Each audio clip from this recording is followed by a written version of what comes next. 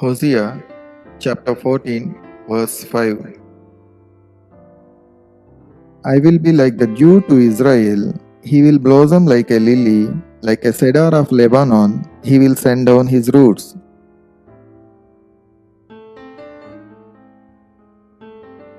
ఈరోజు దేవుని వాగ్దానం హోషేయ 14వ అధ్యాయం 5వ వచనం.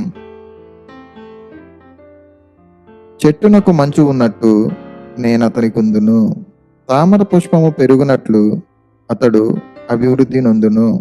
లెబానోను పర్వతాల్లో దేవదారు వృక్షం వేళ్లు తన్నునట్లు వారు తమ వేళ్లు తన్నుదురు.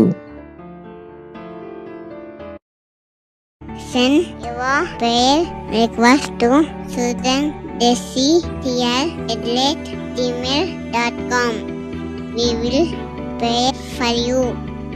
Like, share, subscribe. God bless you.